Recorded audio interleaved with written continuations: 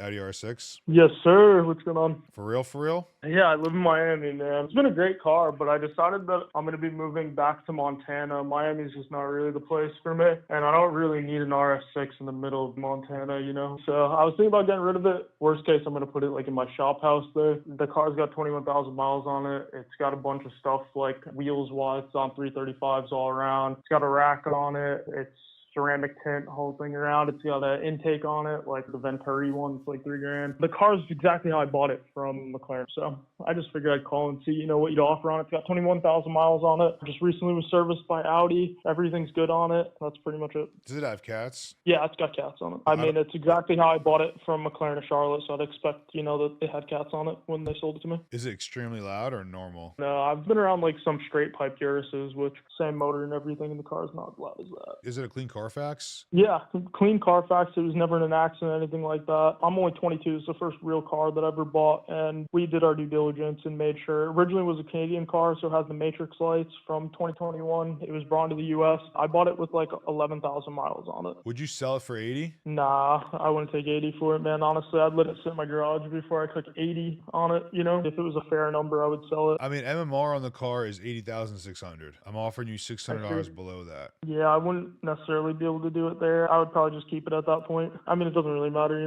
So what do you want to do? I don't know, man. I'd be somewhere around, honestly, 90 on the car. If I was to sell it, that's around the number for me. I'd have to be somewhere up around there, especially with like the wheels and tires. Obviously, there's a picture of the car. You could see it right there. It's got some nice stuff on it, man. Like if I kept the intake, I'd come down on it a little bit more and be around Keep those the numbers intake. and put the stock one back on it. Yeah, Put a because the stock. Venturi carbon intake, it's like $3,000. All right, keep it. I don't know. I'd be around 90 somewhere on the car. No way. I understand. You're in the business to make money just like everybody else, so I completely get it. I figured I'd just throw it out there. All right, I appreciate it, man. No worries. Have a nice night, George. Guys, can you guys be a little more realistic?